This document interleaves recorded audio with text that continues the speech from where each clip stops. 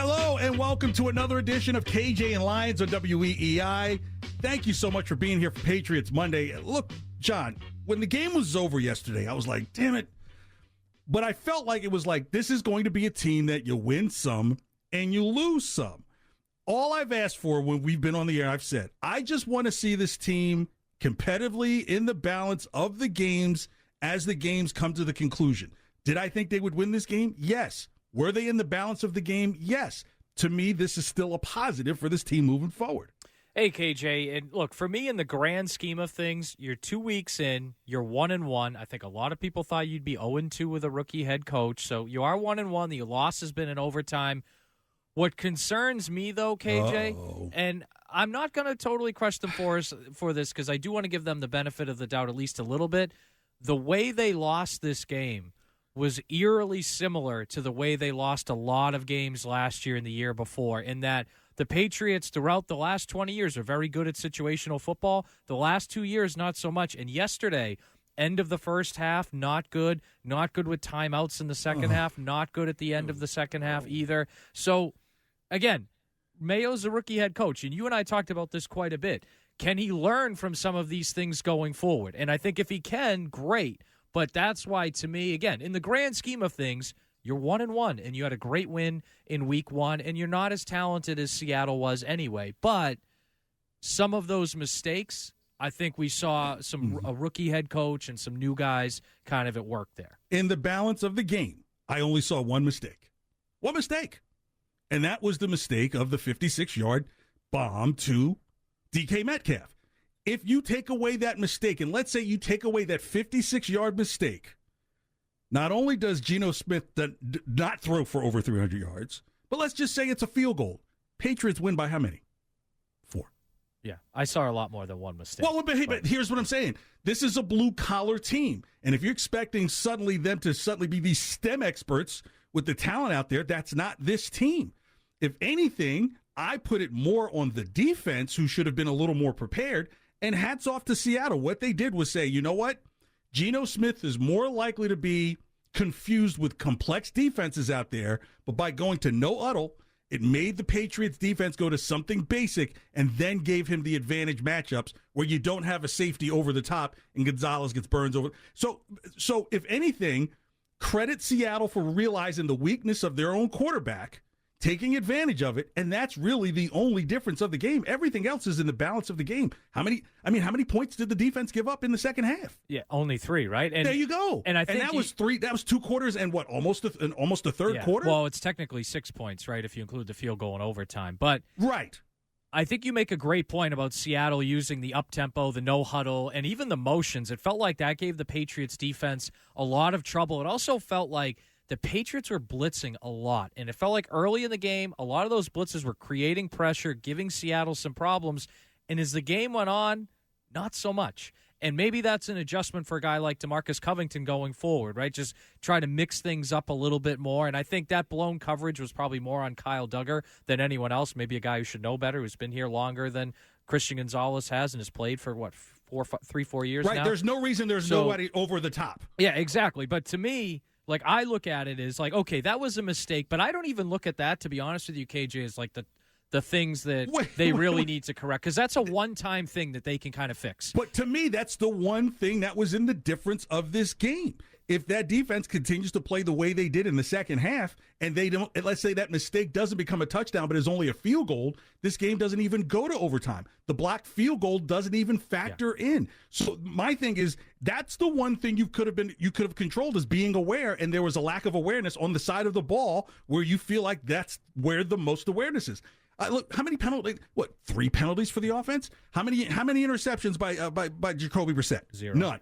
Okay, how many turnovers by the Patriots yesterday? 0. Stevenson lost one fumble, but they recovered it. Recovered, right? Yeah. So the offense did everything that its blue-collar self could do, right? Do you ever hire a construction guy to come in and, I don't know, do your computer work? Do you? I don't think the offense – look, the offense has a ceiling, and I think we can agree on that they're not going to win games 31-28 consistently, right? That's just not what they're built. But they can win them 21-17, and that's what it was set up to be. They could have won that game 20-13 yesterday. Sure, but you have a kick block. Your mismanagement at the end of the first half was a big problem, too. I mean, you have – the first half was a problem. the end of the first half when they had, 1st and 10 inside their own 10, and there's not one but 2 incomplete passes in that sequence. And on the last one, Alex Van Pelt calls 4 verticals when you're inside your own 10 with a weak offensive line. Like, I didn't like that call at all. It ends up incomplete. And then your defense, to your point, you punt it away. You give up like a 19-yard punt return, I think it was, and the defense lets Seattle go down the field and kick a field goal. Like, if you just manage that situation better, it takes 3 points off the board for Seattle, regardless of any blown coverage or anything. Like, that's the thing. Or even 2 of 4 in the red zone. The timeout usage in the second half. That's it, and it's, again, these things add up, right? The individual, you can tell me that the 56-yard blown coverage is a bigger individual mistake than any of those, and I would agree with you. But I think these other smaller mistakes add up. They create points, and it's frankly the way they lost a lot of games last year. No, a lot of mistakes were the turnovers were the issue last year. Bad decisions in key moments in terms of. That's my point. These were bad decisions in key moments. Now, they didn't have the catastrophic this offense turnovers. Made virtually no mistakes in this game. This is a defense. This is the defense, because they lapsed on that play with DK Metcalf, is why they lost the game. Look, they only had 46 rushing yards, and your guy Walker is out. So if anything, maybe there was an assumption of, hey, if Geno Smith doesn't have his running game, we can kind of load up, which you mentioned with all the blitzing. But guess what? He was sufficient with the passing game to the point where that's what won it for him. If you told me that Geno Smith was going to come in against this defense and throw for 325 yards and the Patriots would run for 185 yards, I would tell you Geno Smith is playing from behind. So that's my point. It's like the offense did what it was limited to do.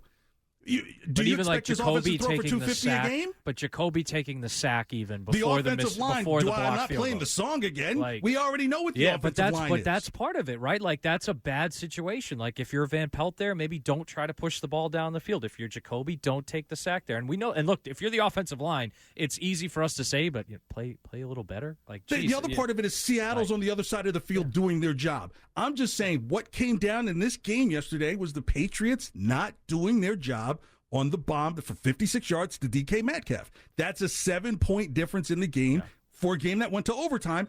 And with the block punt, with the block field goal, you could still would have won that game. This offense, and I agree. We both agree. This is not an explosive offense. If you get 21 points out of it, you'd almost say, what mistake did the offense for the other team make to provide a short field? I don't seem too off when I say that, right? Yeah. But yet, here you had a situation where you're like, okay, we're going to make Geno Smith beat us with his arm.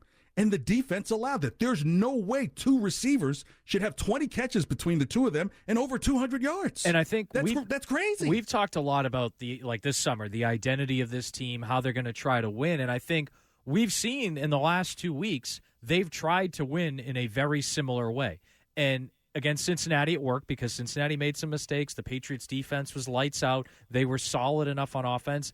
Yesterday, they weren't quite as good as they were against Cincinnati, and they just don't have the talent offensively to get that one more score when they need to. So I think it's just, when you look at this season, I think we have to expect, like, this is how they're going to try to play. It's going to win them some games like it did against Cincinnati. It's not going to be enough to win them 9 or 10 games. It's going to win them a handful, but then there's going to be some games like Seattle that they lose because, again, when their defense isn't elite, and even deep, we didn't even mention KJ defense, a lot more missed tackles than against Cincinnati they had yesterday. But when your defense is not elite, you don't have the offense to compensate it. And then if you have a special teams mistake, and let's not even forget against Cincinnati, Joe Cardona forced a fumble on special teams. And this one, you lose points on a block kick. So your offense is just not good enough to make up when those 2 other units have any sort of letdown. 617-779-7937, text line 37937, KJ and Lyons. Still to come, keywords, Dooku Kim, Alex Van Pelt, Drake May, Kyrie A. Thompson. So let me ask you this, John, before we go to break. Sure. Who had the better performance yesterday, the Patriots offense or the Patriots defense?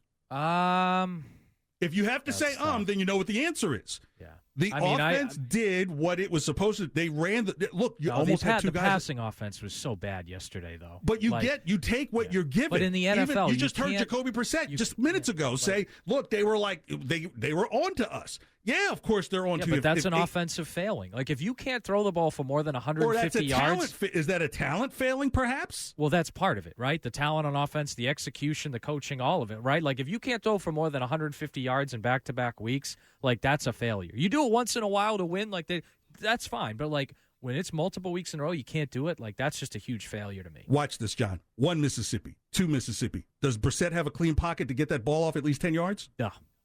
Okay, so he that's took a what was like given to that's him. the point. Is it's like you're asking me why they lost the game. It's I'd say all three phases, it's but the offensive defense. The defense didn't play well enough, but they still only gave up 20 points in regulation. Like you should be able to win that game in the NFL. Well, if you give up a touchdown for 56 yards with but that's coverage. one play. I mean, the Patriots offense. I don't think their Patriots receivers had 56 yards catches total combined. In the whole game. I would agree with that. I totally agree with that. That's a huge failure. However, but if you told me if you took away that one play and turned it from a touchdown to a field goal and you would win the game, I'm still giving you points. That's in the first half. Like, we don't know exactly that they would have won. Like, I agree with you, it was a big play. But right. Now, it's one thing to say, hey, if he didn't miss the tackle. Okay, that's subjective, right? Because you don't know if he's going to make the tackle. But if there's nobody to tackle you, I'm just saying if you're unabated to 7 points, unabated, you would have to say, okay, if someone tackled him or if they take a pass interference, something, and then give up the 3 points, okay, you've kind of atoned for the mistake. There was no way to atone for the mistake. And like you said, with this offense, which is going to be limited as it was going to be starting with week 1, giving away 7 points is really like giving up a third of what you've got. It's like giving up. Yeah. It's like I give you $1 and say, hey, actually, I'm going to give you 70 cents. It's like taking a third away of what you're going to do. And I know we got to go to break, but I think the last point that bears mentioning, and I know we've talked about it a little, is I think this offense and this team is just not good enough. If they have a major special teams mistake, like the block kick or the punt return at the end of the first half, it's like I don't know if they're good enough to overcome that. Like, and a lot of teams are. I just don't know. I think you're making the point about that 56-yard touchdown. Like the defense allowed that to happen, knowing that the offense wouldn't be able to make up for that. 617-779-7937, text line 37937, KJ and Lyons, WEEI. Kyrie A. Thompson up next. But right now it's time to trend with Joe Braverman.